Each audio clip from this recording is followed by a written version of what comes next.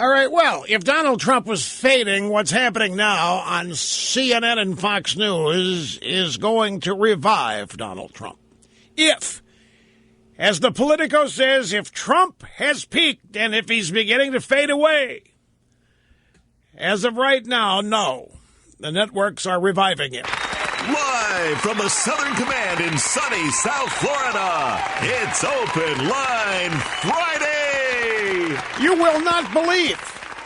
And by the way, don't turn it on. You don't need to turn it on. I've got it on. I can tell you everything is going to happen that you need to know. CNN and Fox News are both carrying a portion of a Hillary Clinton press conference in which she is suggesting that Trump apologized to Obama for not defending Obama's religious honor in face of the bigoted, prejudiced question from the Trump supporter in New Hampshire last night. And now Fox is discussing how it's properly handled with Joe Trippi, a Democrat consultant. And it needs to do what McCain did. It needs to follow the advice of Senator Lindsey Graham. Hillary is addressing the media about this. And they're labeling this on CNN latest Trump controversy. Greetings and welcome back. Rush Limbaugh, EIB Network, Open Line Friday, 800-282-2882, and the email address lrushmo@eibnet.com. Here's what this is all about. Grab audio soundbite number what is it, number 3? I put it all the way at the bottom here. Yeah, number 3. This is what this is all about. This happened last night at a Trump campaign event. Okay, we have a problem in this country. It's called Muslims. We know our current president is one.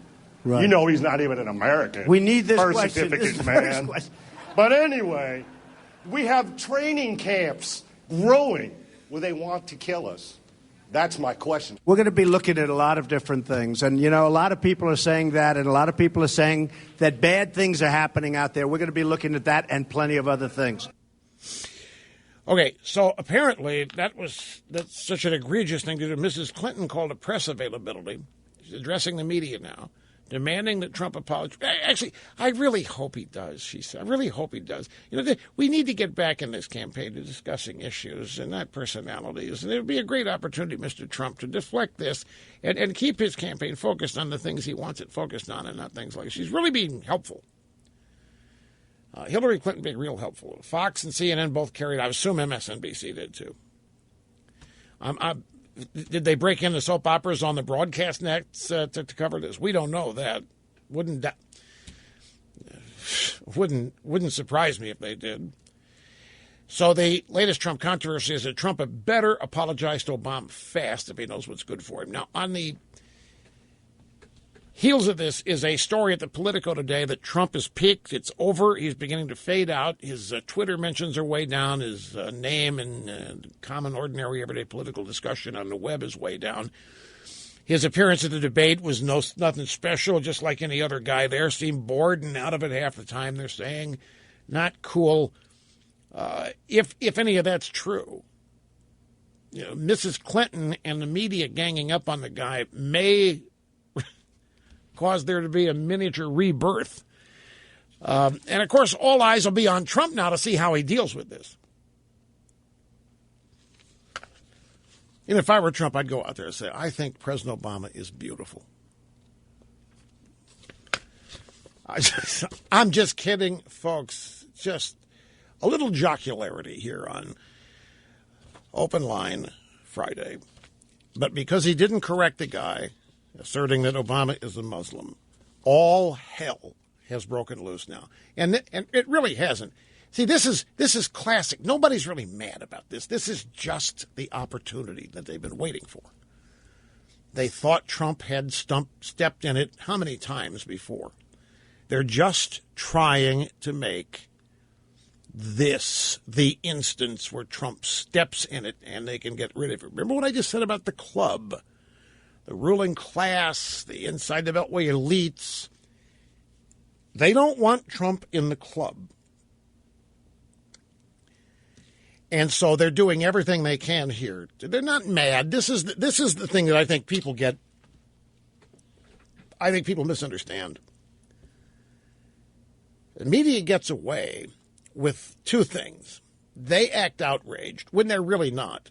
And then they act as though everybody in the country is outraged. Go back to the state of Indiana religious freedom law. Remember that little inconsequential pizza shop that answered a probing question from a local reporterette saying, no, we wouldn't serve pizza at a gay wedding reception. You would have thought the whole country wanted to storm Indiana, set the state on fire, and destroy that little pizzeria. They try to create this impression that everybody is as outraged as they are, when there isn't anywhere near the level of anger and outrage across the country as they're trying to portray. They're not even mad. They're salivating. They're excited. Oh, look what we got. Trump stepped in it, maybe. And they put everything in gear, everything in motion, trying to make it so that this is Trump's Waterloo. But they're not mad about this. The anger that they may be portraying is faux. But it certainly isn't real. And let's not forget this. Here's Mrs. Clinton out there pontificating today on what Trump ought to do. Daily Caller has the details. February 21st, 2015 headline, flashback, Hillary slammed for saying Obama is not a Muslim as far as I know. In March of 2008, she was vying for the Democrat nomination. Clinton was asked by Steve Croft in 60 Minutes whether she believed Obama was a Muslim. She initially said no, but then seemed to pull back at the end. And then Croft said, wait a minute, you don't believe Senator Obama's a Muslim? He said, you don't believe Senator Obama's a Muslim, do you?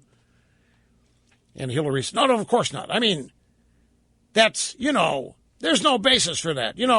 I take him on the basis of what he says. And, there isn't any reason to doubt that, she said. You said you'd take Senator Obama at his word, that he's not a Muslim. You don't believe he's a Muslim? Croft said, no. There's nothing to base that on, Clinton said, adding, as far as I know. Well, what is that? To me, that is far more egregious than not correcting a premise in a question.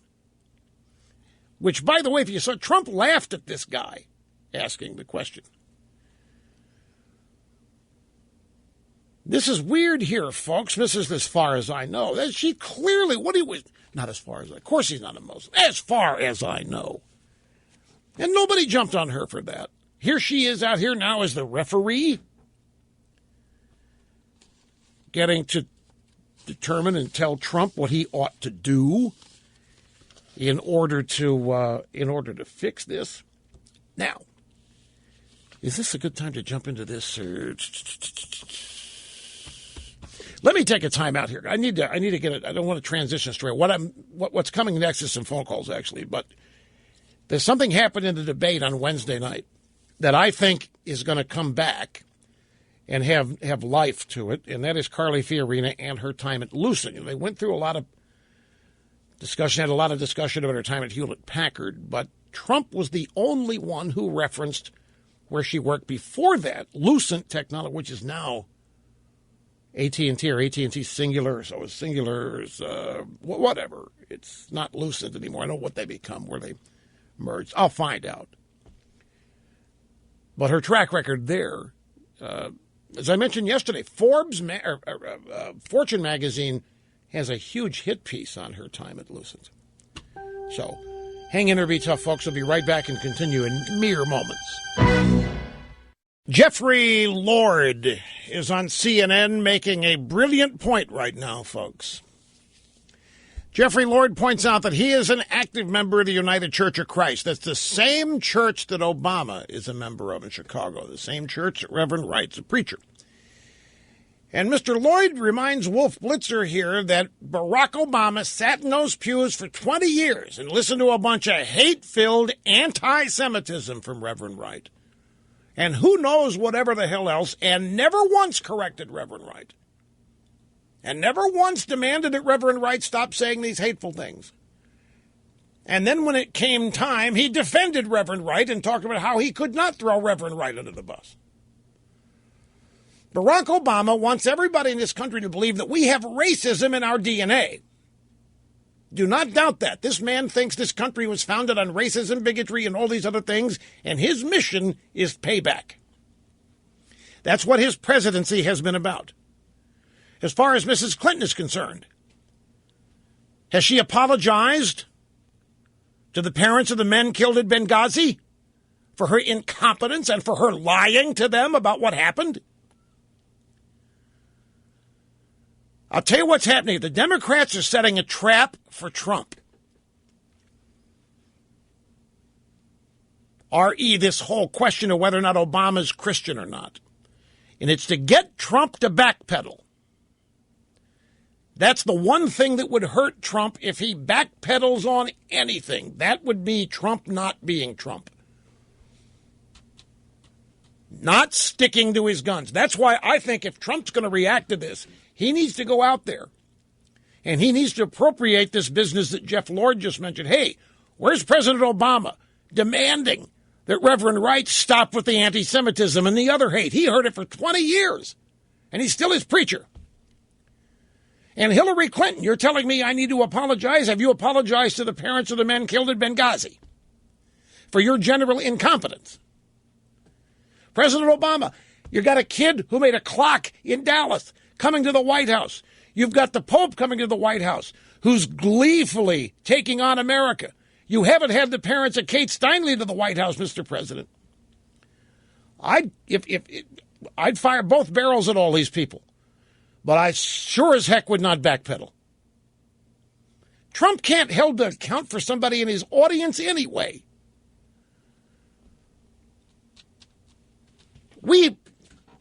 Mike or somebody, see if we've got a soundbite in our archives. George Stephanopoulos. Obama's on a George Stephanopoulos appearance, and he cites, quote, my Muslim faith. He misspeaks. He's rattling on about some of my Muslim faith, and Stephanopoulos gets all nervous. He says, you mean your Christian faith? Yeah, right, my Christian faith. I'd get that ready to go. I'd get all kinds of things. But now CNN is trying to say that Trump is ducking the issue now. And this is why. There's a story here from CNN, headline, Trump cancels South Carolina trip. From the article, just hours before he was expected to speak, there's a presidential forum in South Carolina. Just hours before he was expected to speak, frontrunner Donald Trump canceled a trip to the South Carolina for the Heritage Action Presidential Forum because of a significant business transaction that is delayed. And that's in a statement from his campaign. The cancellation comes, says CNN, as the billionaire businessman faces widespread criticism for failing to correct an audience member at one of his town hall meetings on Thursday, who falsely said President Obama was a Muslim and not an American citizen. By the way, what is so wrong with being a Muslim? What's so bad about that? Why is everybody, no, he's not a Muslim. What? Something wrong with being a Muslim? Why do you have to make tracks correcting that? I thought it'd be an honor, be a Muslim. We do business with them. We defend them. We bomb other people for them. What's the deal? What's so embarrassing about being a Muslim, I wonder?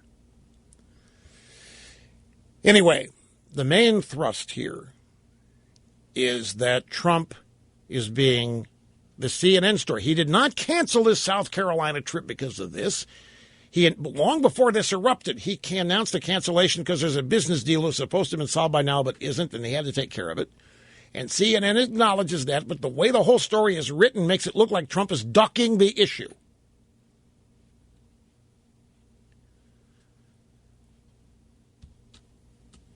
Trump doesn't challenge Obama, the claim Obama is a Muslim. Here's Mrs. Clinton. Grab audio soundbite number 27. This is Hillary. This is from 60 Minutes back in March. what I just read to you. Here this is in her own words. This was Steve Croft of 60 Minutes. Of course not. I mean, that's, that there is no basis for that. I take him on the basis of what he says, and, there isn't any reason to doubt that. You said you take Senator Obama at his word that he's not a Muslim. You don't believe that he's a Muslim. No, why would I? There's no, there is nothing to base that on, as far as I know. There's nothing to base that on, as far as I know. Nothing to base that on, as far as I know. What if I were held to account for some of the things you people who call me say? That's what's going. This is made. They've been waiting for this, folks, and it's now timed here perfectly with the presumption that Carly Fiorina wiped the slate clean with the debate on Wednesday night. She just mopped the floor with everybody else. They've been wanting to get Trump from day one.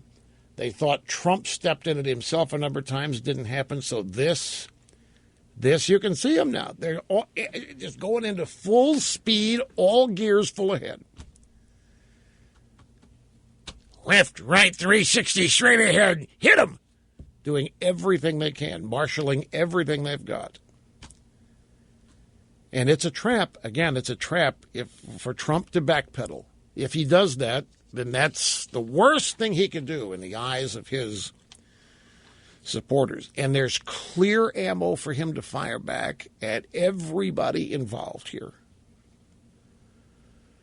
including in drive-bys. Jack in Providence, Rhode Island. Hi, welcome to EIB and Open Line Friday. Yeah, hi, Rush. Janet Yellen seemed to let the cat out of the bag yesterday by admitting, in response to some questions, the possibility of the Fed never raising interest rates on its own. Nevertheless, there's going to be a very, very heavy price to pay, almost catastrophic in terms of the economy and the federal government having to pay the higher interest rates on its own debt when interest rates have to be raised or the Fed is forced to raise them, which time will come. So my theory is that the goal of the Fed, which it seems to be doing the bidding to support Democrats, is to keep the game going as long as possible on zero interest rates until such time when the rates must go up, which they'll have to at some point. Wait a minute. What? Everybody keeps saying that for 7 years I've been hearing the rates have to go up. Just for no. 50 years I've been hearing the national debt's going to kill us. No, let me clarify. The rates will have to go up not because the Fed will have them go up. The world will make it happen. Just let me finish my point. The goal of the Fed is to keep the rates down so long as the Democrats are in power. Right. And when the rates do go up, which they will go up, the world will force it. And there will be a calamity. They'll blame it. The average uninformed voter will blame it on the Republicans. In other words, why? Fed, wait a minute. Wait. What's going to happen? The Republicans aren't in power. Are you saying if the Republicans win the White House? No. Yeah. In other words, they want to keep rates zero as long as they possibly can. I know it's the way to make the failing economy look like it's okay. More than that, Rush, is to not have the catastrophe happen when rates finally do go up, and they will go up not because of what the Fed does, because the world will make it, because the dollar will force rates to go up. But my point is, the goal of the Fed is to keep interest rates zero as long as we got it. And Yellen's on. out there playing games with people by giving them confusing messages. I got it. The views expressed by the host on this program documented to be almost always right 99.8% of the time. Relatively new opinion audit in from the Sullivan Group says right in a social issues business. I doubt that that's enough to move it up to 99.9. You have to be patient for that. Okay, let's...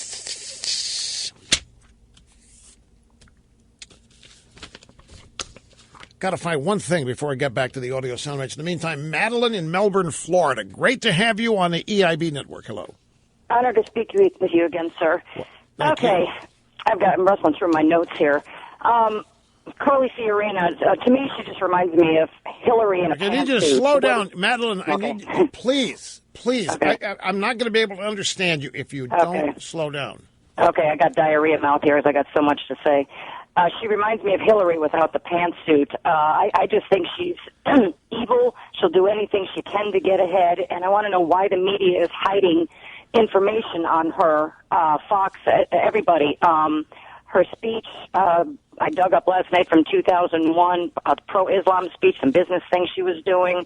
I'm on my favorite site, Weasel Zippers, and I'm looking at this video of her with running for Senate, mocking Barbara Boxer's hair. You know, they keep saying she's the outsider. No, she's not an outsider. I also read that she worked for McCain, Romney campaign, and then when mean old Ted Cruz was trying to shut down the government, she said she felt sorry for Boehner and she would not have supported that. I don't mean to be rude. I want everybody to know that I mentioned all of this yesterday, and you are. It's okay that you bring it up again. That's fine. But where are you ultimately heading? I want to focus you on your point here. My point is why, like I said, why the media keeps hiding everything on her, and we are just supposed to be, you know. They started with because they want to get rid of Trump. It's not that they like her. This is the mistake people are. It's not that they like Fiorina. They never liked McCain. They just made him think they did, and everybody else. They don't like any Republican.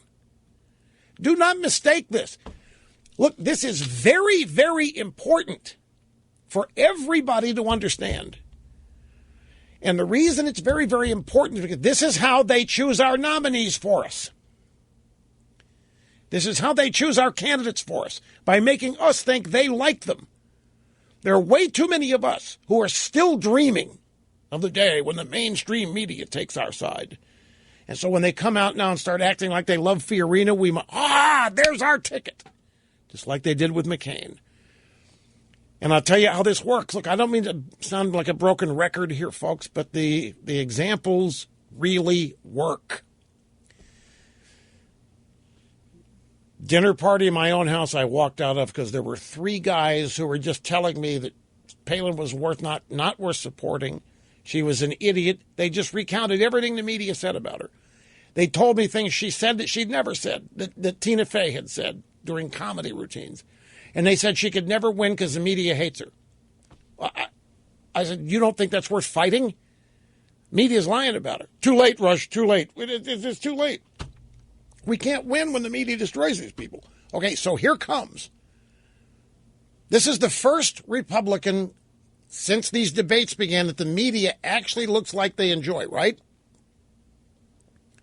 I mean, they haven't promoted Jeb. They have treated Jeb as a fait accompli. They have reacted and treated Jeb as though he is the ordained frontrunner, because he is the establishment's candidate. And they've been treating Jeb as the eventual nominee. But they haven't been hyping him. They haven't been hyping anybody. Except now they're hyping Fiorina.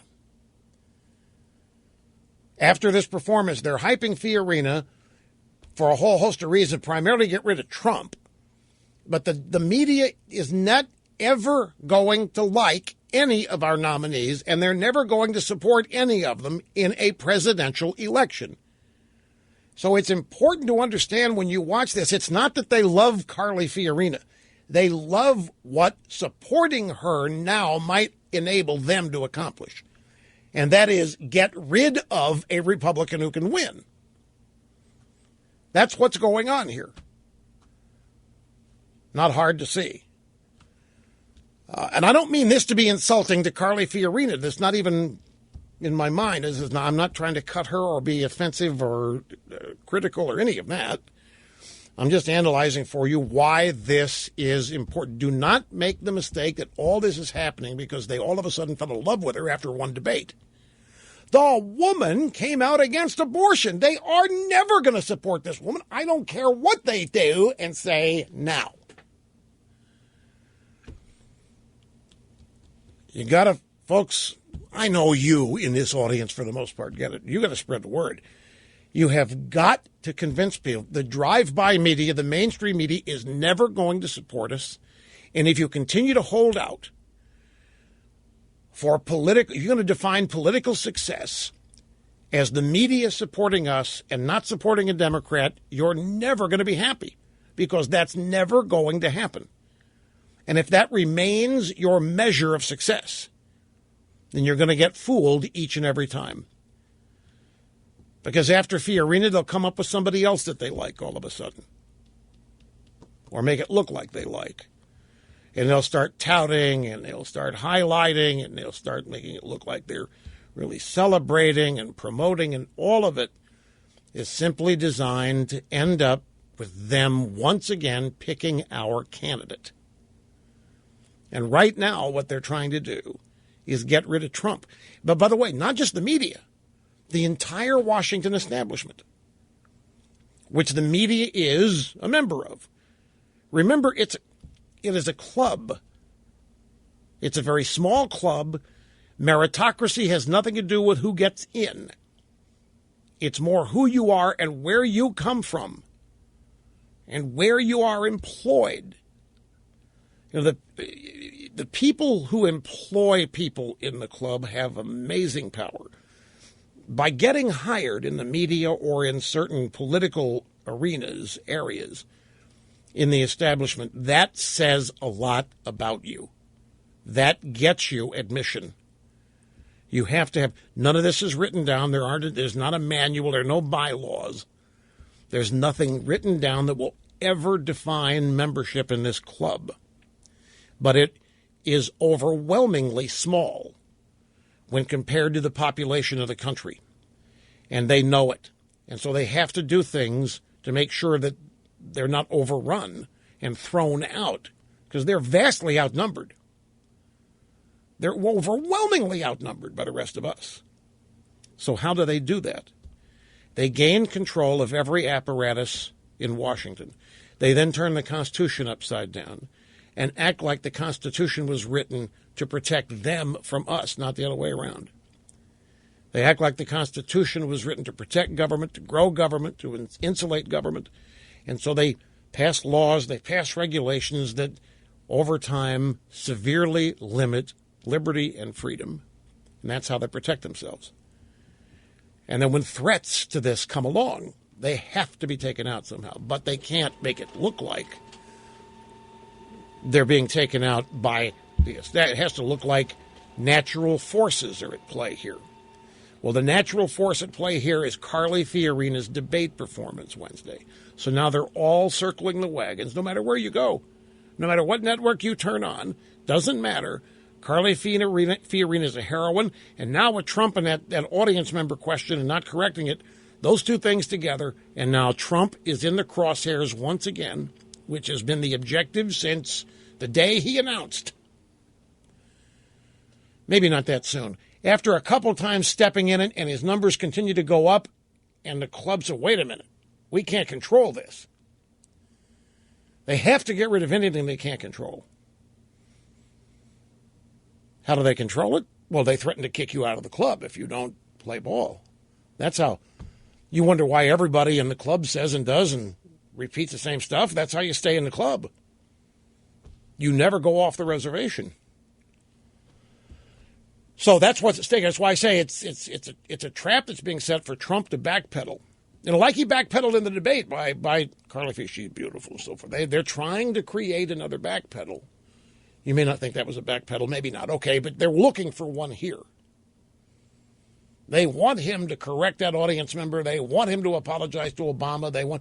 And that's why it's important for Trump to come back and say, I'll apologize when Obama apologizes for Reverend Wright. I'll apologize when Obama has the family of Kate Steinle to the White House. I'll apologize when or whatever. You see how, by the way, that might even be too risky.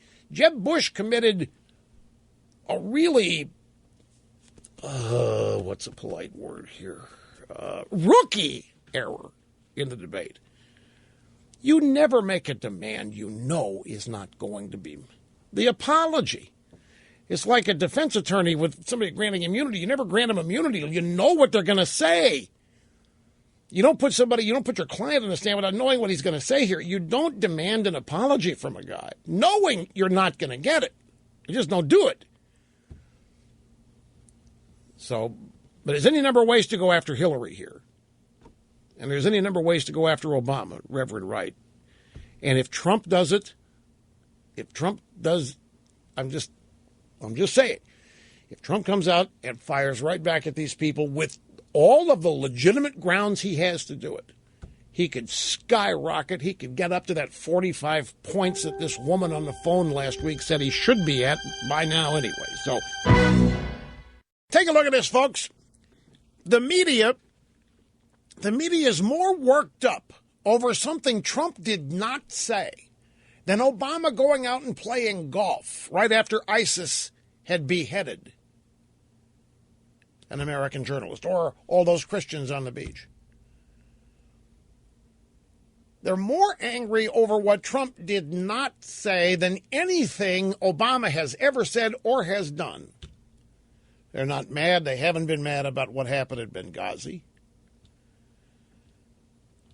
They're not mad. They're not demanding that Obama explain himself on any of his policy failures. How about the boondoggle that's Obamacare?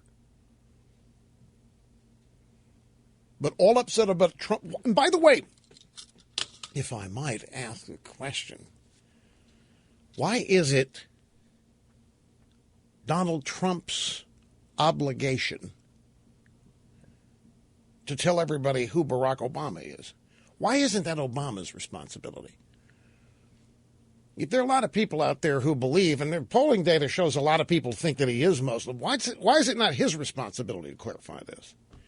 Mr. Limbaugh, don't be silly. This is the voice of the new castrati. That would be so beneath the President of the United States does not demand this kind of thing. Speak to idiots like that, and you can't. Well, then why is it Trump's obligation, then, Mr. New Castrati? Got to understand what this is, folks. I can tell you, according to a lot of polls out there, I've seen them, you've seen them. I don't know what the percentage, sizable number of Americans still believe Obama's a Muslim. We're still looking for that soundbite, Stephanopoulos, where Obama said, my Muslim faith, and then Stephanopoulos had to correct him. We're still looking for that. We have it. It's number 30. I didn't say, oh.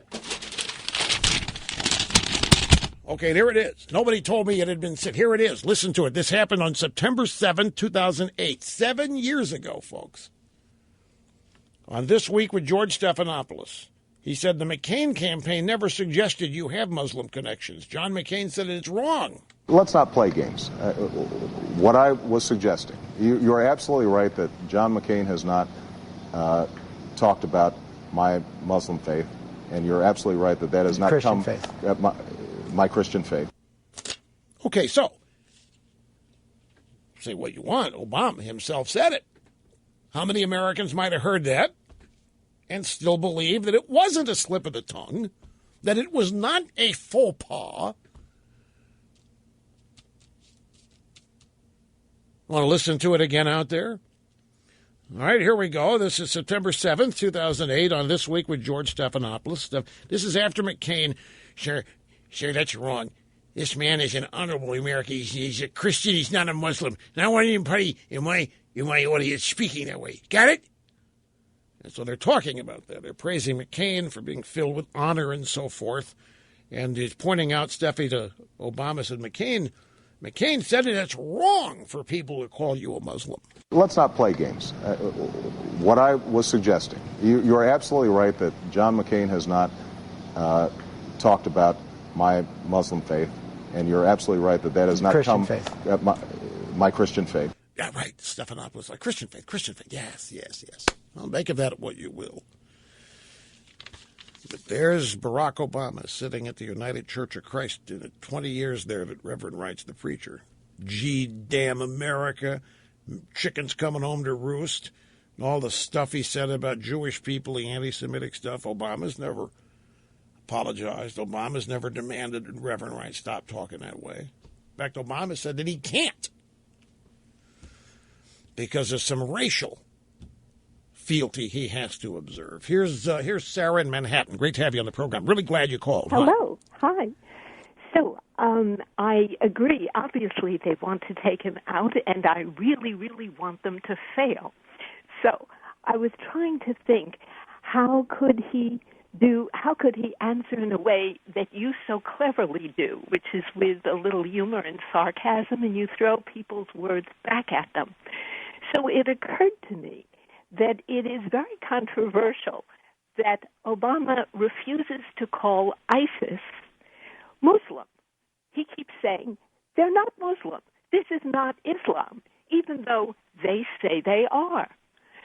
So if it is a minefield to question or discuss people's religion, I think perhaps Trump could just say, I don't discuss that. I don't know.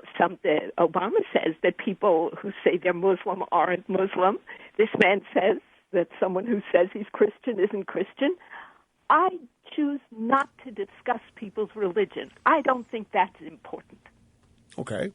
Well, if the Trump people are listening, they might factor that in. It's along the lines of saying, how would I know what he is? And the media say, he said he's a Christian. Okay, fine. Then let's leave it at that then. I don't know. It's not my job. But she's right.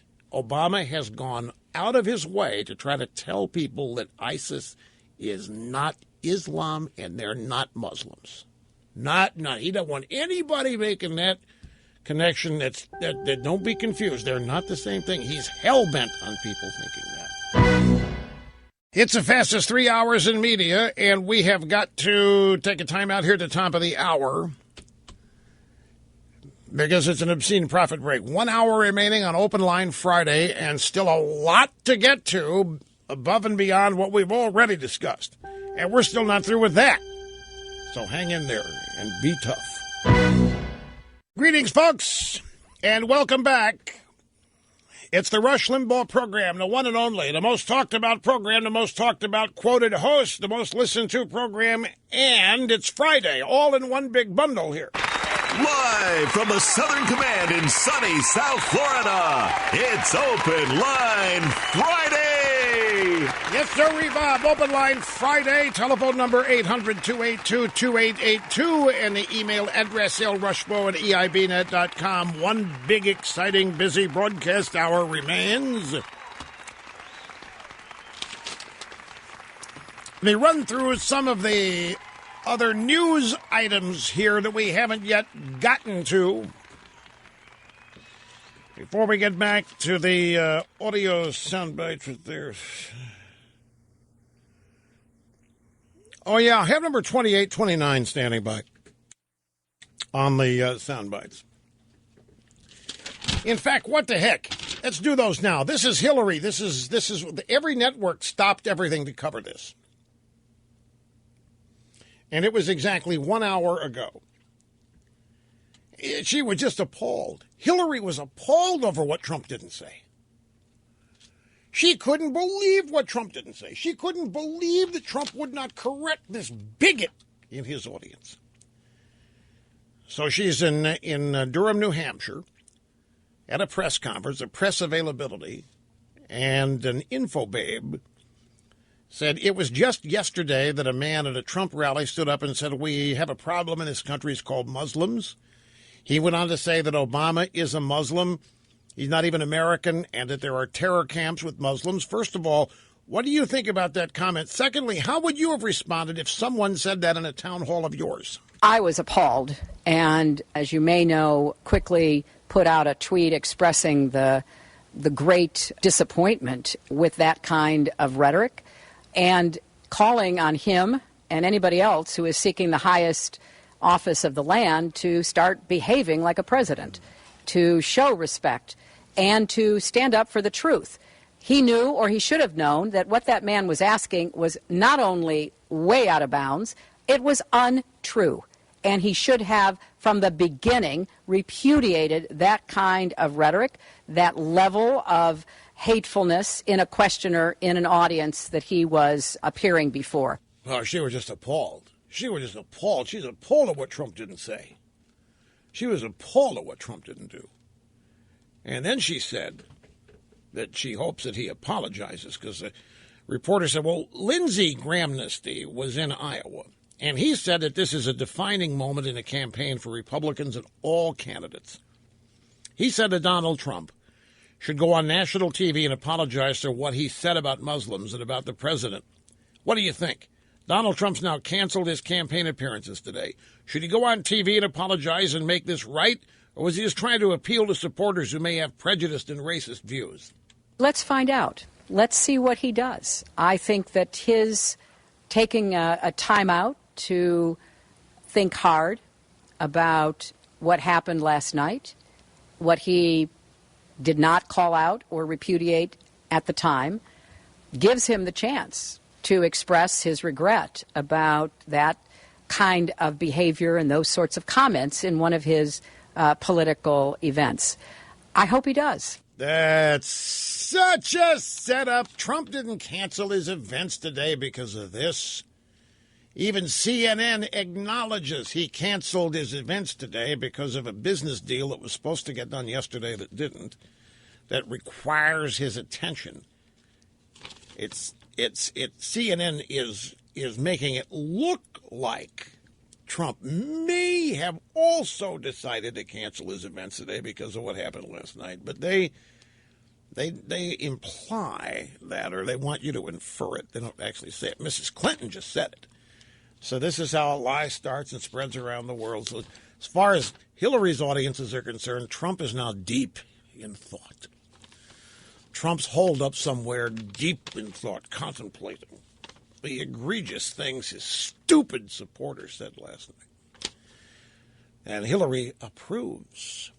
She hopes he apologizes. She approves of this moment of reflection that Trump is engaged in after she was appalled by what had happened. Meanwhile, Mrs. Clinton has yet to apologize to the families of the kids killed in Benghazi for lying to them about it. She told them it was a video. She knows full well the video is not responsible. She and the President of the United States lied to these people about what happened in Benghazi by blaming it on the video. They haven't apologized. Said candidates should tell the truth. I did not have sex with that woman. Miss what? Lewinsky?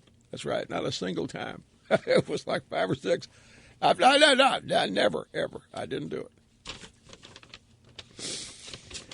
it. These people, this is why so many people get so frustrated, because the hypocrisy never sticks to these people. And they're such hypocrites. And they just get rid of it, get away with it all the time. Okay, look, folks, I'm not trying to dump rain on the parade here, but New York Times, new White House campaign to encourage legal immigrants to become citizens so that they will vote. Legal citizens. We're talking about 8 million people here. White House officials announced the start of a nationwide campaign yesterday to encourage legal immigrants to become American citizens, which could add millions of voters to the electorate in time for the presidential election next year. With about 8.8 million legal residents in the country who are eligible to become citizens but who haven't yet, regime officials said that they were trying to make it easier to complete the final steps to citizenship. I bet they are. Here's a form, hold it out, and we'll stamp it. I bet they're making it easy. The White House is working with regional immigrant groups to organize more than 70 citizenship workshops in the coming week alone. Also in the works, see, this is emergency. They were hoping to get this done with amnesty, but it doesn't look like that's going to happen soon enough. So now they're going this route. Local initiatives to make immigrants feel more welcome. Whoa, hold it. Hold it a minute. Initiatives to make immigrants feel more welcome? To who? I thought the regime already did that. I thought immigrants loved the Democrat Party. I thought immigrants loved Obama. I thought, what do we make them feel more welcome? Also a revision, get this is what they're pushing, a revision of Justice Department regulations that would make it easier for people who want to help immigrants naturalize to obtain credentials to provide basic volunteer legal assistance. Like La Raza. I'm sure they mean La Raza and all of the Democrat lawyers that La Raza can come up with. You know what they basically want to do here? They just basically want to pass out a form that all these people have to do is get and take it someplace and have it stamped by a government official or automatically a citizen. The White House is aware federal figures showing that about 60% of immigrants eligible to naturalize are Latino and about 20% are Asian, both groups that voted overwhelmingly for Obama. Nearly a third of legal permanent residents eligible to naturalize are Mexican. And you can bet the farm none of this would be happening if the White House thought these immigrants might vote Republican. There is no way any of this would be happening if they thought these people were going to vote Republican. Now, if the government can handle 8.8, let's round that up to 9. If the government can handle 9 million, if they can find them, they can identify them, they can speed up the process by which they become citizens, 9 million people, how is it that they can't handle 11 million illegal ones? We're always told 11 million, 12 million. No, it's not possible. You realize how many it would be? It'd be like deporting 50,000 a day for 2 years. It ain't going to happen. It's a pipe dream. Forget it. We haven't the law enforcement people. We don't have administrative staff. We don't have the buses. We don't have anywhere near. We can't do it. But somehow we can find 9 million people. We know who they are. We know there's 9 million people out there from Mexico and Central America and Asia just chomping at the bit to vote Democrat. We know they're legal. They're not citizens. We know this. We know where they are. We can find them. We can roust them up. They can be found, the point is. Somehow, finding 9 million people to vote Democrat, that's not too tough. That's not too hard at all. We can get that done by the time of next election. We get this done in 12 months, folks. We get this done in 13 months. But finding 11 million to deport or otherwise return, not possible. Just can't do it. Forget it. The Associated Press is reporting that Il Papa, Pope Francis, hits Cuba. Is he with Cuba tomorrow? I'm getting confused. The trip, I don't know when he's going to be in the States. Okay, so it starts in Cuba tomorrow and gets here later in the week. AP has a story, says Pope Francis plans to meet with Cuba's president. That'd be Raul Castro. And don't doubt that Fidel's going to be there, colostomy bag and all. Pope Francis plans to meet with Cuba's president and its priests, its young and its sick, its churchgoers and its seminarians, as he travels around Cuba starting Saturday. But he will not meet with Cuban dissidents. The absence on Francis's agenda of any meeting with the political opposition to Cuban leadership has sparked bitter critiques from dissidents who say that they feel let down by an institution they believe should help push for greater freedom in Cuba. That'd be the Catholic Church. One such person said, "The Pope should exert more pressure. In many cases, political systems have come under international pressure, and that's resulted in change, and that's what needs to happen in Cuba." Papal observers say it's likely the Pope will speak strongly to Cubans about the need for greater freedom in their country and may speak to Raul Castro in private about the same topic. You know what they're going to do? Obama is going to use the Pope to open up the embargo. Obama, they're making no secret about this. They're calling the Pope the most popular man in the world. And so Obama is going to hide behind the Pope to expand all of these things that he wants to do with Cuba and other countries in the name of doing it because the Pope wants it. Plus, he gets to sidle up to the Pope. I mean, the Pope's the vicar of Christ. He's a Catholic, Obama, Church of Christ, Christian, and so forth, especially after the Trump boondoggle supposedly last night. This is made to order, isn't it?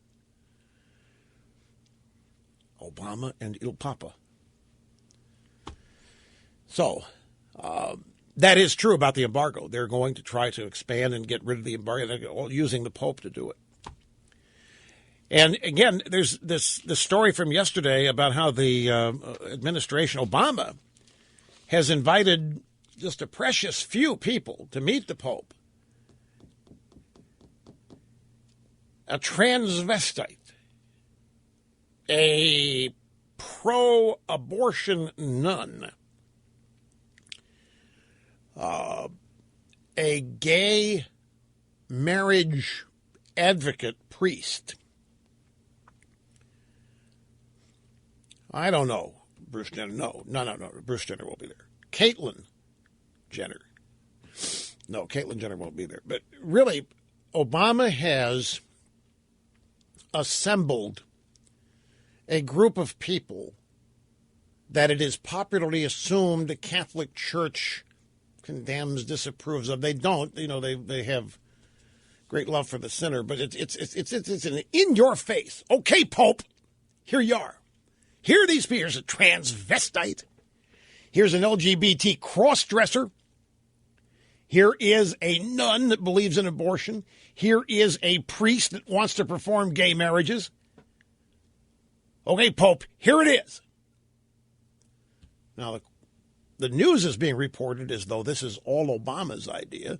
And there's some people think that this is a show of disrespect. How dare he? I don't know that this is all Obama's idea.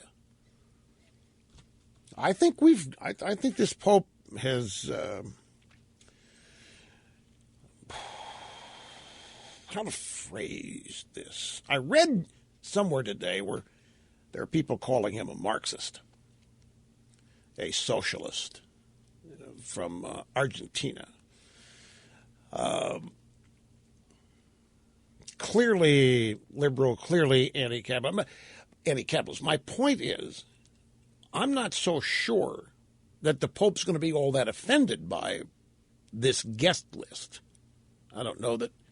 I mean, I wouldn't be surprised. I'm not saying it, I'm predicting it. I just tell you I wouldn't be surprised if we later found out that this group is part of what Pope Francis asked for. I mean, come here to the United States and do an in-your-face kind of thing on the kind of people it is assumed we discriminate against, we consider oddballs and kooks, that we mistreat. I mean, it's made to order for a leftist activist, that kind of thing, which is it's what Obama's done throughout his entire administration. So, anyway, quick time out here. We'll get back to your phone calls. That's next on the EIB Net. Okay, our old buddy Ed Morrissey at Hot Air has just posted that the Vatican is objecting to the White House invitation list for the papal visit. At practically the same time, Barack Hussein O. has decided the U.S. has to shut its eyes to dissenters in Cuba suffering under the yoke of oppression by the Castros. He plans to offer a lesson in dissent to Pope Francis. Obama has extended invitations for the Pope's first state visit to a transgender activist, a gay Episcopal bishop, the leader of a group of nuns that wants changes to Catholic teachings on abortion and euthanasia. Needless to say, the Vatican is not pleased with this attempt to lecture Francis on the Catholic belief, as longtime Vaticanista Francis X. Rocca reports. It's in the Wall Street Journal, essentially. I must tell you, this is a huge sigh of relief to learn that the Vatican is not happy about this. And it does not surprise me at all that Obama would do this.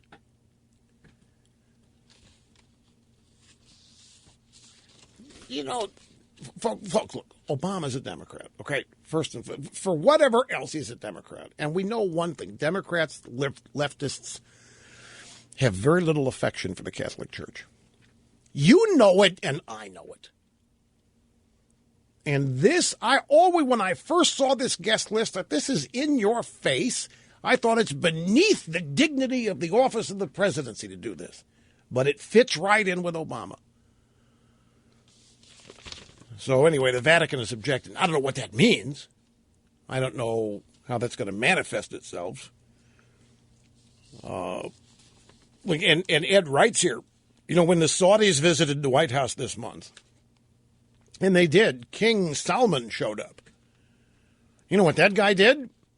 He took over the entire Four Seasons Georgetown Hotel. They had to kick people. You should have seen the number of Mercedes S-Class cars and Suburbans and Escalades at Andrews Air Force Base to greet the king and his entourage. There have to have been 100 cars lined up waiting to pick people up off the king's jet and whatever other jets bringing his entourage in. Anyway, he meets with Obama. They met there in the Oval Office. And so Ed asks here, did Obama invite women's rights activists to dinner with them? Did Obama invite Ayan Hirsi Ali to discuss the need for reform in Islam? No, of course not. Was he in your face to the king of Saudi Arabia? No. But he is going to be in your face to the Pope. And the Pope, you'd have to say, at least, forget Catholicism for the Pope is one of Obama's soulmates. Ideologically, maybe not theologically, but ideologically, the Pope and Obama, anti-capitalist this, America's guilty of that, right? I mean, they're soulmates. Yay, yay! Yes, I knew there were going to be more mentions of my name in there. All right, well, I've misplaced half the audio soundbites. Maybe here they are. I'm looking for the last two. Richard Sherman, what are they, number 23 and 24? Yeah. Well, they're not the last two, but have 23 and 24. Richard Sherman, a cornerback for the Seahawks, in trouble. He's not down for the struggle on this Black Lives Matter thing, and they're out gunning for him now. In the meantime, here's John, Mount Clemens. Where's Mount Clemens? Michigan. Michigan. Great to have you on the program, John. Welcome to the EIB Network. Hello. Thank you, Rush. Today's the day I became a Donald Trump supporter. Yet another red herring, non-issue being made an issue, and I think people who have supported Trump, especially after the immigration thing, now I know where they're coming from, and we are so sick and tired of the sycophants of the media, be it Hillary Clinton or the rest of the Republicans up there, like Chris Christie, who's already saying what he would have done if an audience member would have made these statements. We are so sick of those things being elevated to an issue of substance that I don't think we can take it anymore. I totally respect your advice, or not advice, but what you think Trump should do as a strategy in pointing out hypocrisy. And hypocrisy is always a great thing to point out as a strategy. But if I were Trump, I would bottle what I'm feeling right now in supporters of his or people who are going to come to him. And that is, I would look at Chris Christie and the rest of them and I'd say, great, you would have done that. Well, whoop-de-doo. How is you doing that going to push back terrorism? How is that going to provide jobs to inner-city African Americans who are looking for work? How is that going to accomplish anything? And Americans are just damn sick and tired of you people jumping on anything that someone might say, not even me saying it, by the way, someone in my audience, as if that's the do-all, end-all. Boy, what would that have solved, Rush? You got it. How would that stop a tumbling stock market? And I don't want to lose my second thing because it dovetails into the event in South Carolina. Let me point this out to you. I don't need to hear from Donald Trump's people that he had a business conflict, which I totally believe. This man catapulted to the front by allegedly offending an entire group of people, mostly the media, because people like me could see through.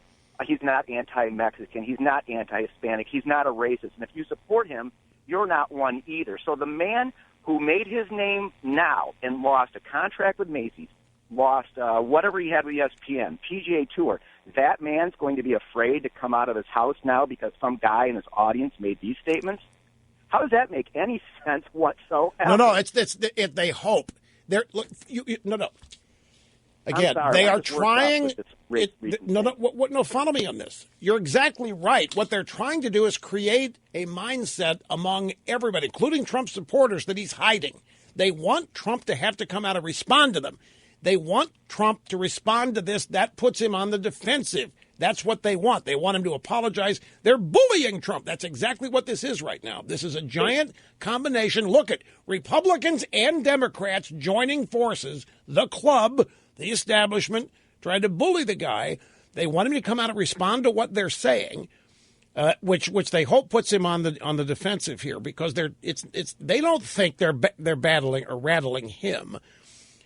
What they want is for his supporters, which you claim you now knew, when they want you thinking he's afraid to show his face today.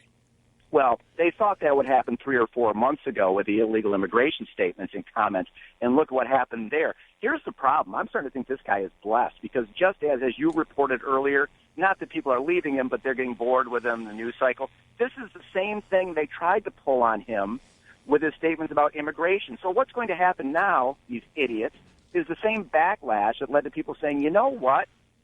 His point is correct about immigration. We don't care that we should run from him because he may not have said it in a way that is as politically correct as the media and some other people who just want to jump on him are going to say. We're going to see through that, and we're going to start talking about the substance of what he said. What they're going to do now is the same thing. You watch. His numbers will go back up because Chris Christie's and Graham Steve, they'll all overplay it, act like they have the vapors, have to go to their room, and if I was Trump, I'd say, well, wait a minute now. It's not, no. It's not automatic that his numbers are going to go up. He's got to do what he's always done if the numbers are going to go up.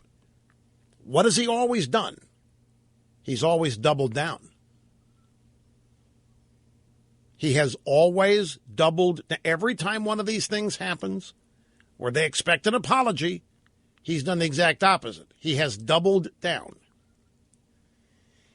If Trump will be finished in a week if he responds to this in an apologetic way or in any way that appears, makes it look like he is behaving in a way demanded by all of these critics, Hillary, Christie, Gramnesty, media, you name it. Now, I wasn't going to play this today because this is becoming a regular part of the Trump speech. And I didn't want you people getting the wrong idea from it. But now it's appropriate to play this. This is how he opened. Well, not open. This is near the open of his remarks last night in Rochester, long before this supporter of his asked the question. This has become an almost regular mention that he makes. Remember this. When I first announced, and this was an incredible 2 weeks, believe me, Rush Limbaugh said, I have never seen anybody receive more incoming, a word I never heard before. Incoming means really bad press. I mean, it was incoming. But he said, I've never seen anything like it. And then he doubled down. I doubled down, and it's true. And he said, nobody would have done that because I knew the problem. I knew what was happening. So it just, even as recently as last night, he is recounting for what he did. That's what put him on the map. Everybody's demanding an apology. He doubles down. He doubled down on McCain. He doubled down on the illegal immigrant criminals. He wasn't talked off of it at all. And there's no question that that's a significant reason why he has support.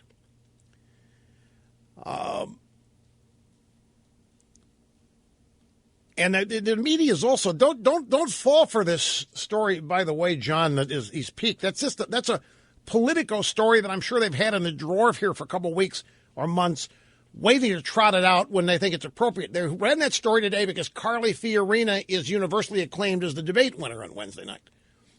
So it's axiomatic that what would follow, it's over for Trump. Trump is peaked. Trump's not as exciting. Trump's not getting as many Twitter mentions. So what they're trying to imply here is that Trump's numbers are going down. They haven't gone down. Trump's numbers don't have any area to recover. He has not lost any ground here.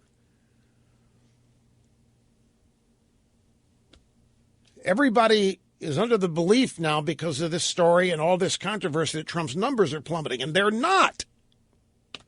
Anyway, I have to take a break. I appreciate the call, John. Thanks much. Don't go away, folks. Back with much more after this. Very quickly, Lou in Brooklyn, line 5. Great to have you, sir. EIB Network, Open Line Friday. Hi. Yes, thanks for taking my call. You know, they tried to marginalize Trump during the last debate by sort of asking if people would trust him with his the launch codes and his finger on the nuclear weapons. And my answer to this is, he's the guy, because if our enemy knows... Okay, I know what he's going to say. We got a bad cell connection. He's saying that Trump is the one guy he would want to have the nuclear codes. And by the way, Lou, I'm glad you brought that up. I forgot to mention that Thursday, and that did incense me. That Trump nuclear codes, that was worse than marginalizing. That was calling Trump unstable and insane and all of that. And they tried that with Reagan. And even when Reagan was president, you people remember when Gorbachev came for state visit in 1968 when the first Gorbasms happened. Washington elite was finally, oh my God, safe, finally safe. Gorbachev, the responsible one is coming. Maybe we can talk Reagan sense and not launching the codes. It was constant during the Reagan years. This so-called fear of Reagan's finger being inches away from the new editorial cartoons about it. And I thought, that was a Jake Tapper question, by the way, at that debate, asking these other guys, you feel comfortable with Donald Trump's finger in the nuclear codes or whatever? What a base, tired, worn out, pointless question. We've got a guy giving our enemies nuclear weapons, folks. And we're asking Donald Trump or other candidates to weigh in on whether or not we want Trump nearby the launch button. What we need to be asking is somebody thinking about maybe rebuilding our safety net called Star Wars. Okay, Richard Sherman of the Seattle Seahawks. What did I do? I had it right in front of me here. I'm sorry, folks. I'm losing things that thought I had it put up on top here. Pages are sticking together now. I pulled it out somewhere. Well, I can't find it. So I know there's two sound bites. What I don't have is the lead-in. I don't know what happened. I can't remember who asked him, but here, the sound bites are self-explanatory. Play the first one. Richard Sherman in trouble because he didn't fall in line with what Black Lives Matter means. We need to deal with our own internal issues before we move forward and start pointing fingers and start attacking other people. We need to solidify ourselves as a people and deal with our issues, because I think as long as we have black on black crime and, one black man killing another, if Black Lives Matter, then they should matter all the time. You should never let somebody get killed. That's somebody's son, that's somebody's brother, that's somebody's friend. He's getting roasted now in the black community because he talks about black on black crime. He says, if you're going to talk about Black Lives Matter, you better talk about black on black crime. And no, you don't talk about that. Black Lives Matter deals with only one thing, white on black crime, which is not nearly as prevalent as black on black crime. But the Black Lives Matter crowd, it's not all lives matter. No. It's only Black Lives Matter because that's all that's being killed, usually by white cops. So here comes Richard Sherman. He says, look, I came from where you guys are talking. I came from Compton. I worked my way up. I went to Stanford. I got no help. This is not going to solve anything. I don't want to be enemies with these people that you want to be enemies of. I work with these people. I've prospered among these people. If you're going to talk about black on black crime, you better talk about, or Black Lives Matter, you better talk about black on black crime. And he is getting roasted for this. And next, this really added more insult to the injury. Now he defends the cops. I don't think all cops are bad. There's some great cops out there who do everything in their power to uphold the badge and uphold the honor and protect the people out in society. But there are bad cops, and I think that also needs to be addressed. I think the ignorance should stop. I think people should realize that at the end of the day, we're all human beings. So, before we're black, white, Asian, Polynesian, Latino, we're humans. Richard Sherman, number 25, cornerback, Seattle Seahawks. And he's finds himself deep in the pool of controversy here because he's not following the script. Takes a lot of guts. Let me tell you something, folks. For a sports guy, these people do not speak out this way because they endorse products. And they try to hide. Michael Jordan's a Democrat, but he never talks about it. He doesn't flaunt it because Republicans buy Nikes too.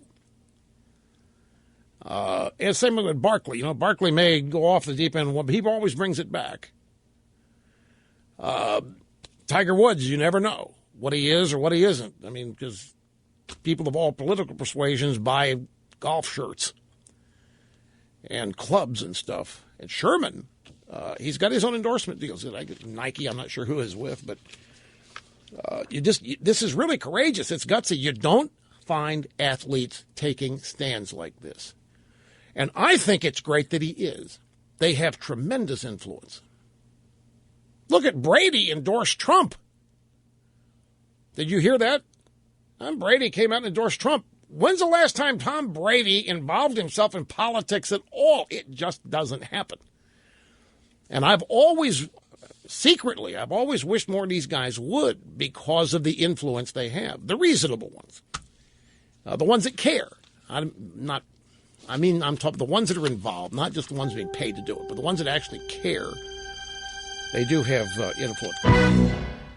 By the way, I should point out that Michael Smith on ESPN2, it's a program called His and Hers. Michael Smith, I think he's an African-American reporter, ESPN, said, Sherman doesn't know what he's talking about. He's wrong. He needs to read more before he starts talking about things like this. He applauds and admires athletes speaking out, but Sherman didn't know what he was talking about here. But the ESPN guy does, of course, see.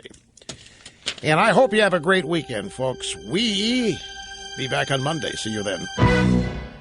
Welcome to today's edition of the Rush 24/7 podcast. Well, I hope the Sullivan Group is listening today because the accuracy audit, my opinions ought to be skyrocketing here, folks. It's Friday, so let's hit it. Live from the Southern Command in sunny South Florida, it's Open Line Friday. Yes, sirree, Open Line Friday. Always look forward to Open Line Friday to see if it's going to be any different. And Monday through Thursday is where you get a golden opportunity to talk about whatever you want. You can be as informed or uninformed. You can be a kook. You can be a conspiracy nut. You go wherever you want to go. You can ask me questions, make comments. It's a much wider berth given to callers on Friday than is extended Monday through Thursday. Telephone number is 800-282-2882. The email address, ilrushmo@eibnet.com.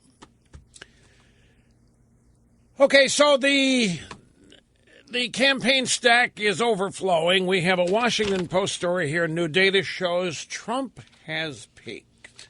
Yes, indeed. Coincides with, and it's just interesting how that happens. It coincides with Carly Fiorina's debate performance on Wednesday night. The establishment of the Republican Party, obviously, even got soundbite backup on this. They've now turned to Carly to take Trump out. Theory being she can do it, she's a woman. And if you look at the select place, if you know where to look in the media, not just the drive-bys, but if you know to look where in the conservative media, you will also find out who has signed on to the establishment desire here, Ms. Fiorina. But I'm just going to tell you something. I'm going to tell you this right now, and I'll get into it in detail here in just a minute because I got to see I told you so I'm going to do first. But I'm just letting you know I got this stuff ready here.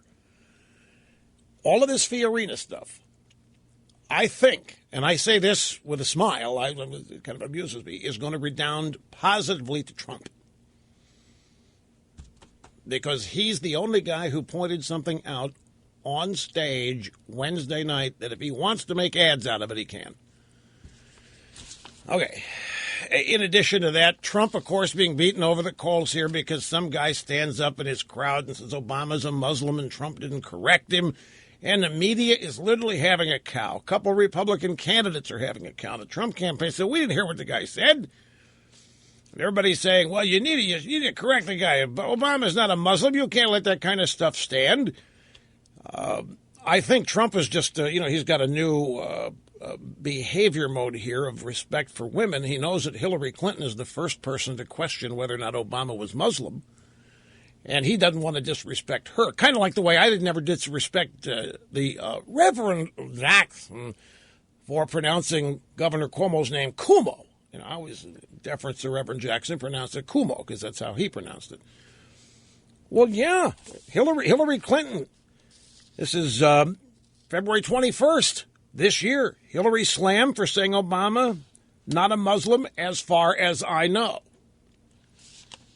Trump obviously knows this, and he's acting in deference. But, I mean, David Rodham, Gergen, I mean, they're all coming out of the woodwork. Trump's got to do this. Trump's got to do that. He's got to, pointing out that McCain stood up for Obama's honor back in 2008. So there's that.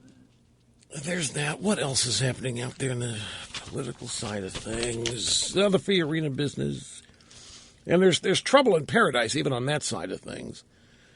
We're just, Biden draft Biden officials says, I'm 100% Joe's in. What is he going to say? I mean, this is a guy who's in Biden's camp. I don't think Joe's going to run. So I don't know how much stock to put in that. Oh, and in Europe, Germany's about to do a 180 on all the migrants. Yeah, no, it's not what Angela Merkel, I think, thought was going to happen. It's close to here to say, no. I'm going to get the headline here near the top of the stack. And the Pope, that's a whole nother subject, too. Here it is. EU nations pull welcome mats for migrants, imposing new restrictions. Germany may reverse itself completely.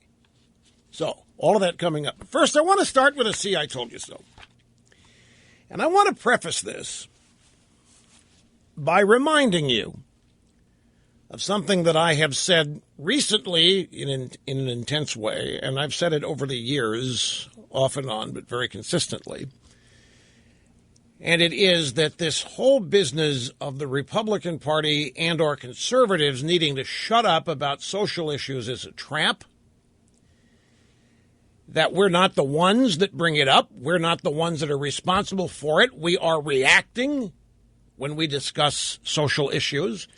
The left is destroying this culture. The left and its march on this country is destroying moral foundations that have existed since the founding of the country. And if we don't respond to it, we just sit by and let it happen.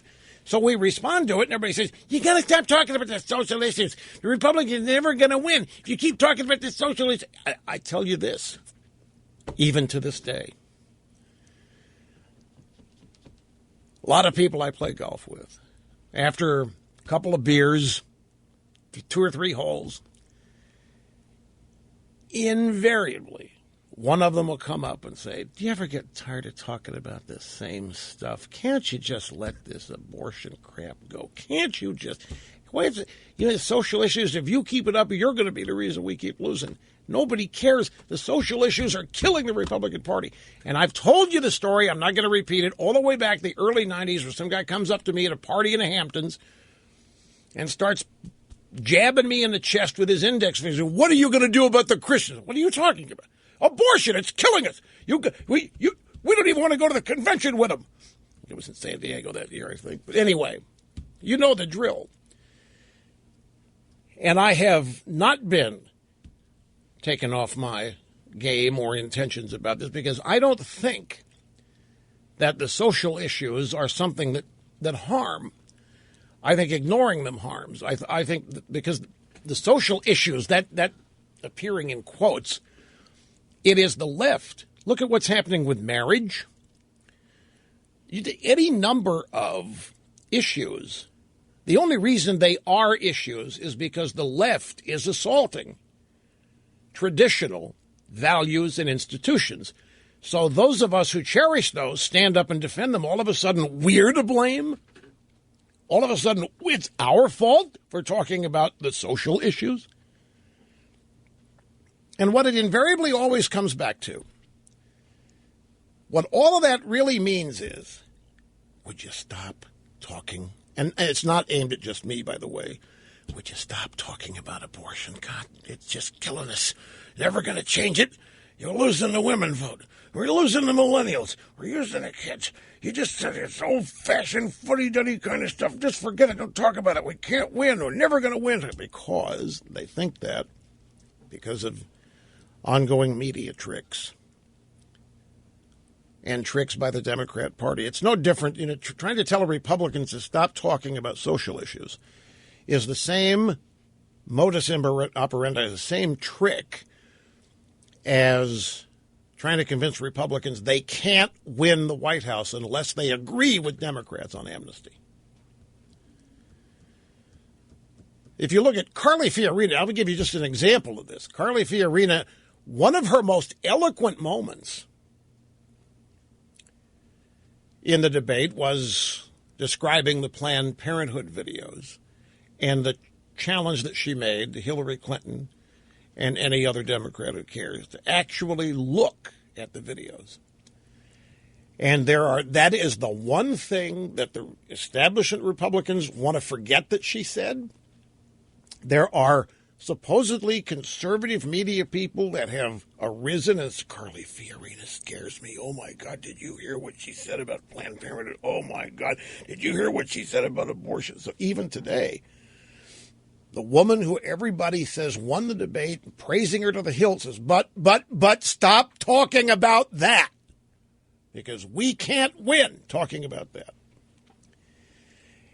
Isn't it interesting how the Democrats and the media continue to tell us what we have to do to win, as though they are interested in that? We can't win unless we support amnesty along with them. We can't win unless we support gay marriage. We can't win unless we get wise on gun control.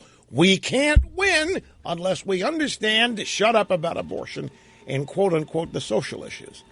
And if you look at the sum total, what they're telling us, we can't win unless we behave exactly like them. But the whole idea of them telling us what we have to do to win ought to make everybody suspicious to begin with, because they don't want us to win. It's amazing how we've fallen. The other trick is you can't win without getting the independents. If you don't get the independents and the moderates, and what that means is you better stop talking about conservatism, because if you don't talk about conservatism, you're never going to get the independents, you're never going to get the moderates, and you're never going to win. So the Democrats in that instance want us to get rid of our primary identity and strength under the premise we can't get the independent or moderates to vote for us because conservatism, nobody wants it, it's too big a negative and all that.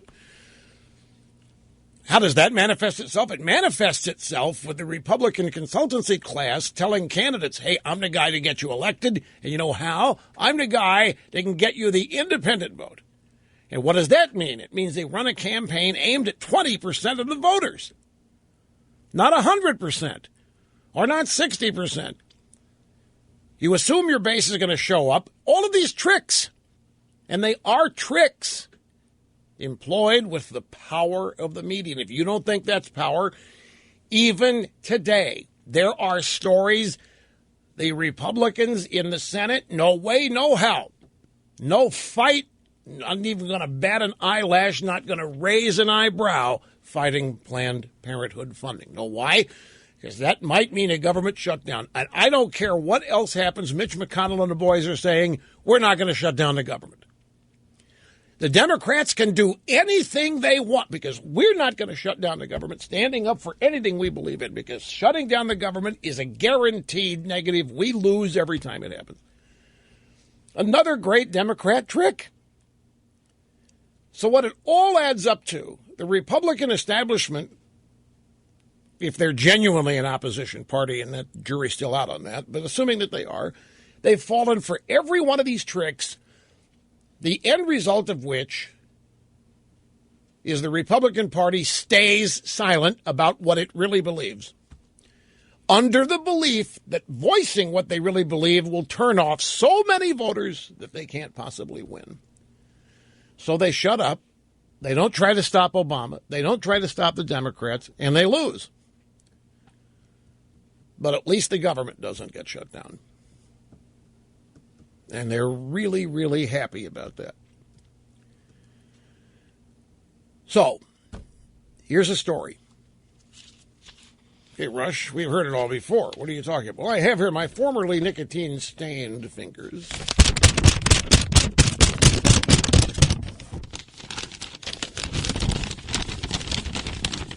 Breitbart.com headline: Social issues surge in importance to voters. Establishment elites repeat in an echo chamber that voters don't care about social issues, or alternatively, that voters favor liberal positions on these issues. So either way, Republicans should avoid them because they will lose. But Republican candidates are ignoring this coastal elite groupthink by tackling these issues. And polls show that voters do, in fact, deeply care about what kind of culture we live in. I know what some of you were saying. Come on, Rush, I'll bet it's a poll we've never heard of. You found some obscure poll just to make your case. On the eve of its September 16th Republican presidential debate, CNN released a poll comparing voters' attitudes on social issues today to where they were in 2011. The result? Voters are far more concerned about those issues now than they were 4 years ago.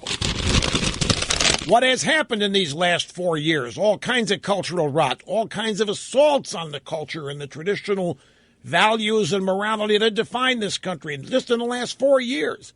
And yet it's we who get blamed for talking about social issues? I start to get mad at this now when this happens at a golf course or wherever it is.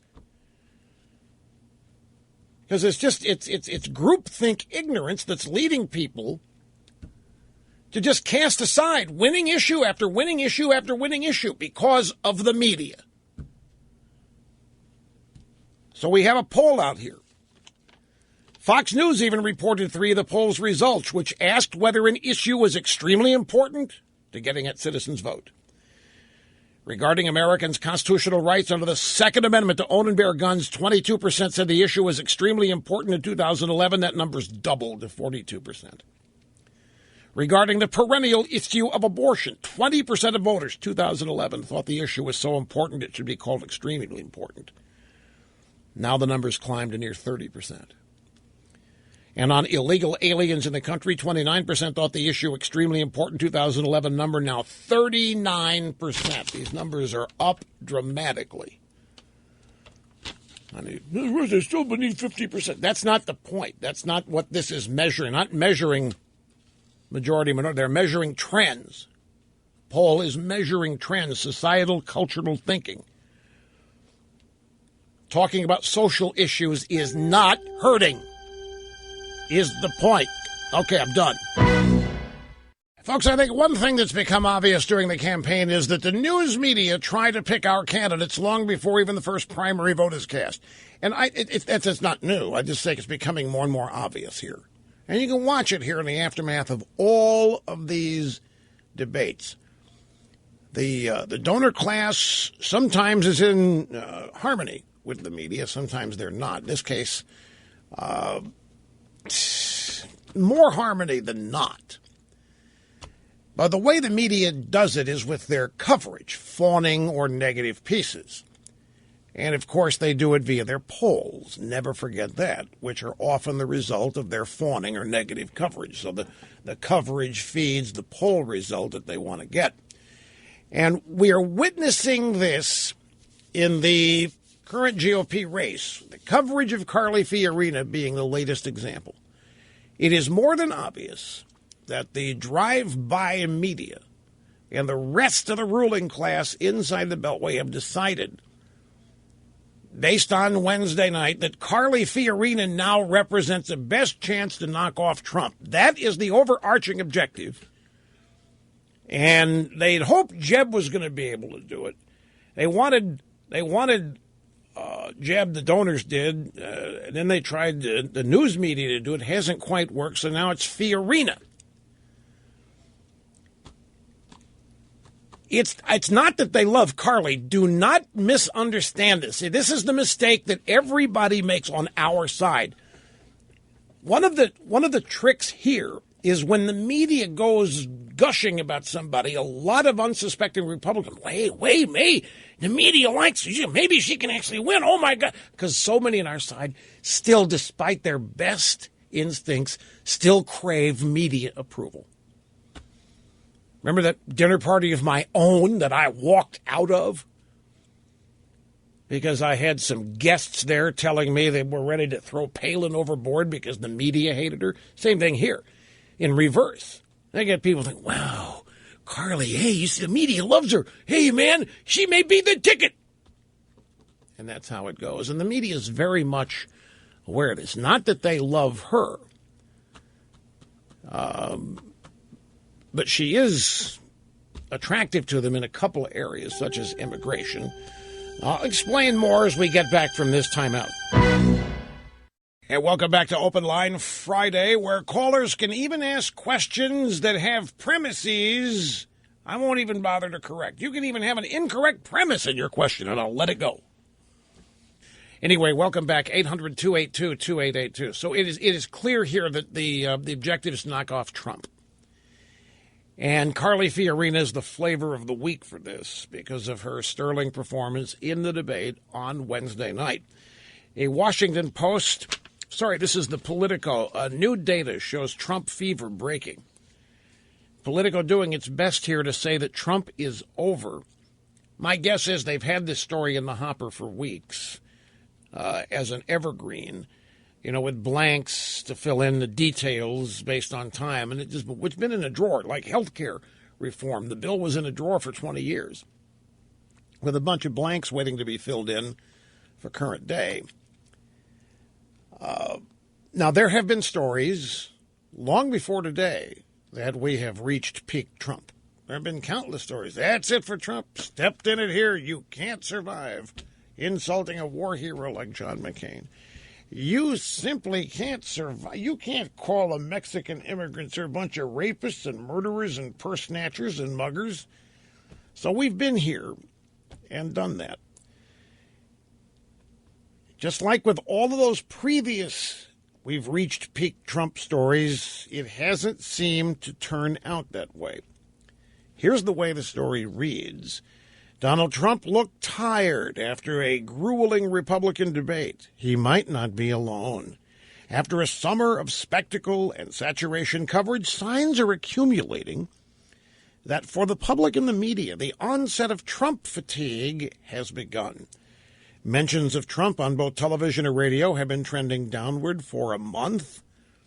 From their post-Fox debate high, his share of Twitter conversation relative to other candidates has declined in recent weeks, and his odds in political prediction markets have dipped in the hours since Wednesday night's debate.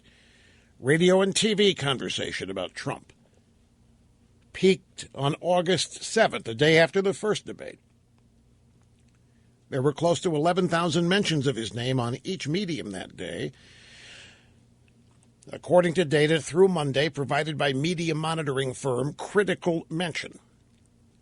That was Trump's most dominant day of the campaign on Twitter, when 80% of the conversations about Republican candidates were about him, according to data through mid-Thursday provided by analytics firm Echelon Insights. So you got two analytics firms here.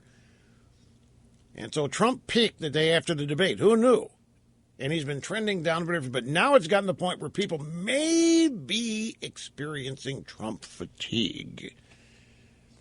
And they may be experiencing Trump boredom. Early reactions to the debate in which Carly Fiorina emerged a winner and Trump struggled to break through, also suggest that the race may be moving beyond the Trump show phase. So you see here, it's all over for Trump.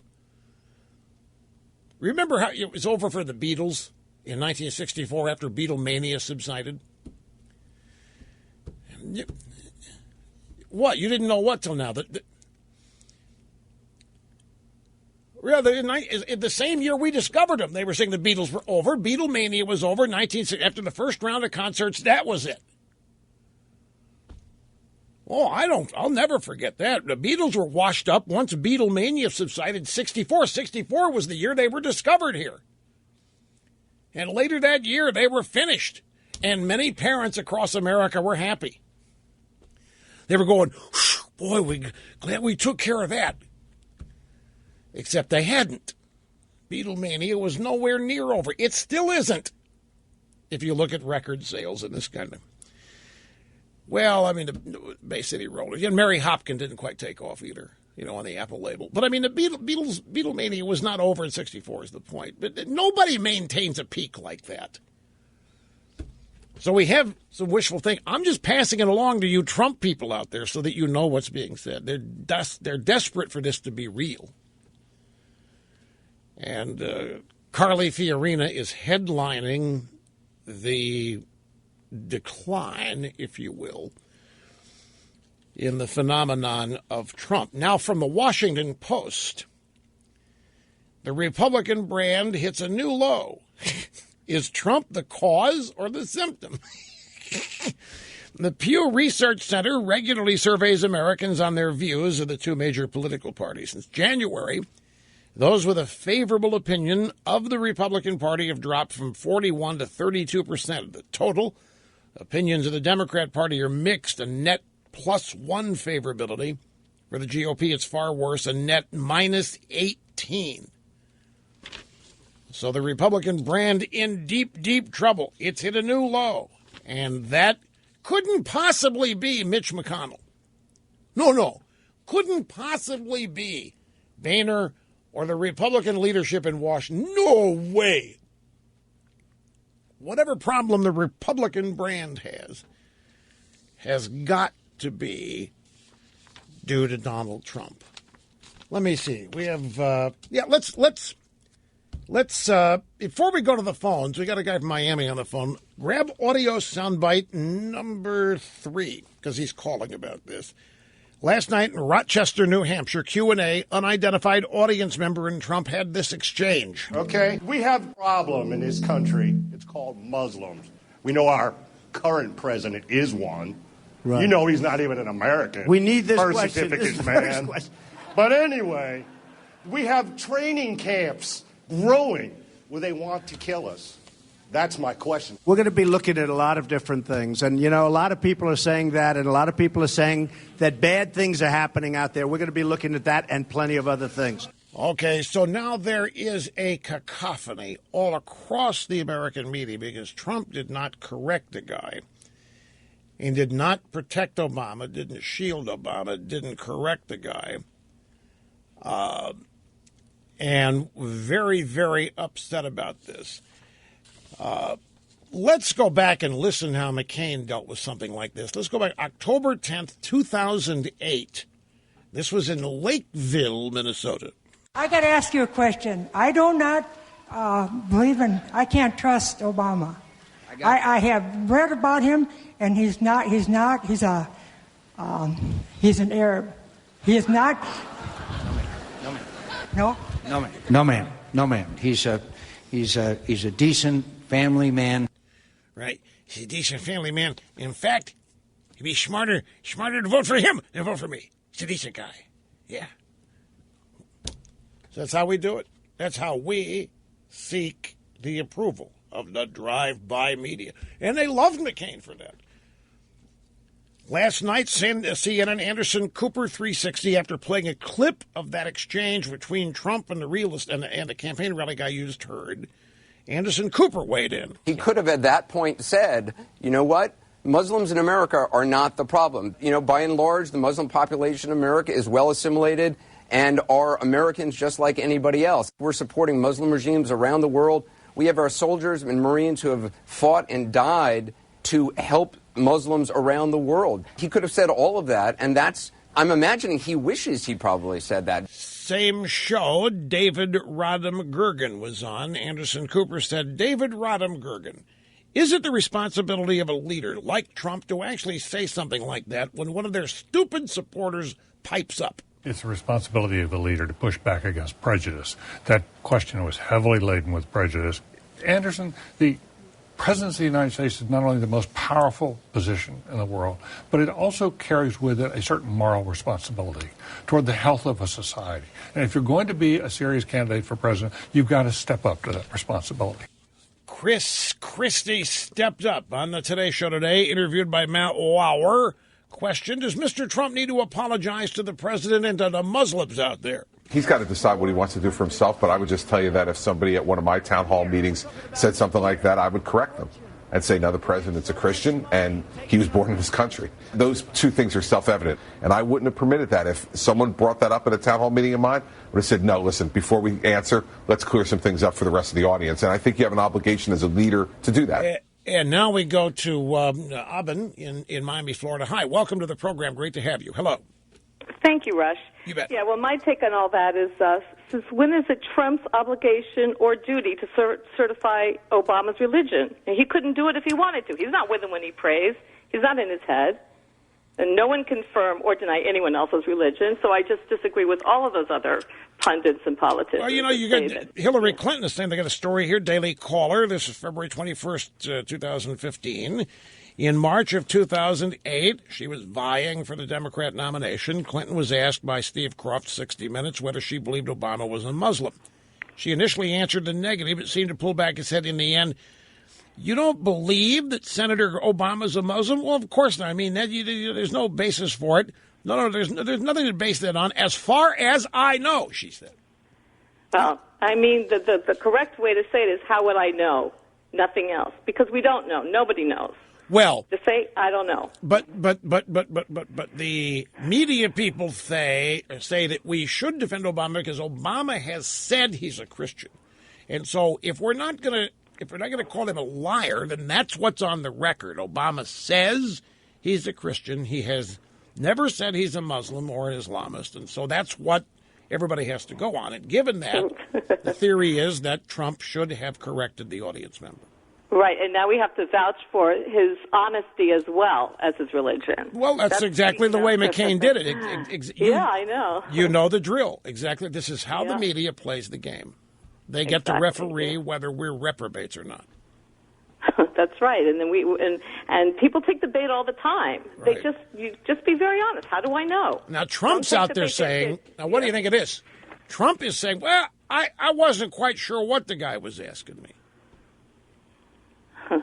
Well, I was watching when that happened, and I just actually liked his reaction because what he did is he just turned his head to the side and said, "I get this on my first question," and then he let the guy go on. So this is the thing. It was kind of funny. No, she, Aben here, the caller, and a lot of other people have the same. It's not whether Obama's a Muslim or not. It's that why should we defend the guy? The answer is, how do I know what he is? Well, he said, well, how do I know? It's exactly what she said. How do I know what he is? It's not my job to proclaim him something or not. So the agenda here is, once again, to embarrass or to stigmatize a conservative. And it's another area where Trump distances himself and does not play according to the political correctness rules, which always redounds to his benefit. Thank you for the call, Aben. I appreciate it.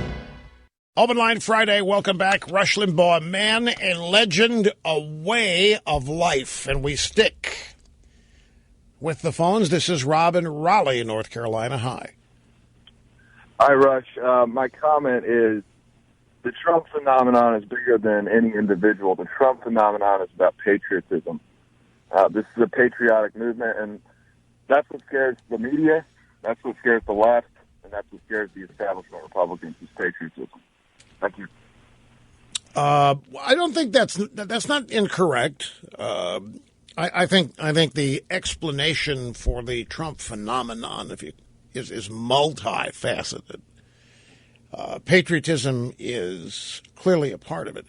The one thing that I may be being too literal here, but it's only because I have a desire that people genuinely understand. When you say the media is afraid of patriotism, I know what you mean, but I don't think it may be specifically that, although I don't think anybody in the media are running around, we're going to stop this Trump guy. He's not too patriotic. He's too pro-American. What it more likely is Trump represents a threat to everybody in the establishment and to the political order of things.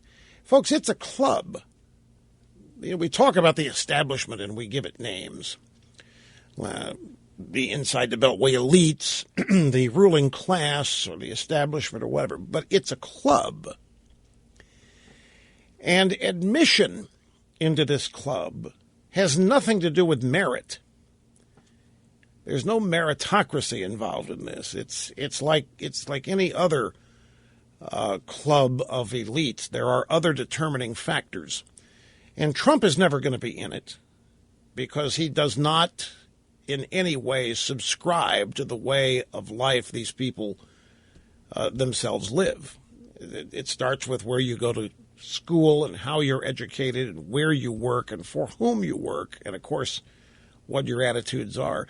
None of this is ever spelled out. There are no bylaws in this club. There's no manual that says this is what you have to be. The way you know who gets in and who doesn't is how they react to people they don't want in the club. And you see it manifested as Trump. They know that, see, this is the thing, too.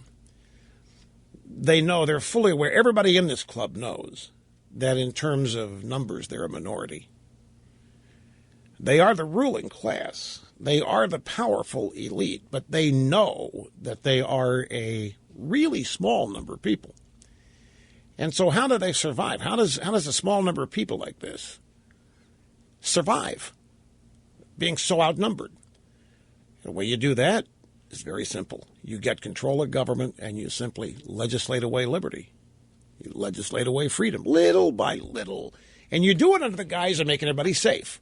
Or you do it under the guise of protecting the planet. Or you do it under the guise of protecting the environment or protecting children or what have you. But little by little, you limit the liberty and freedom of people you know who obey the law for the most part. And that's how you ensure that even though you are massively outnumbered, you are never, ever anything other but the boss and in power. And a lot of people want in this club. You can see who they don't want in it by how they treat people who try to get in it one way or the other. Be right back after this. Don't go. Open Line Friday with Rush Limbaugh and the EIB Network. Much more straight ahead, Carly Fiorina and her tenure at Lucent Technologies. It was brought up in the debate. I will elucidate further.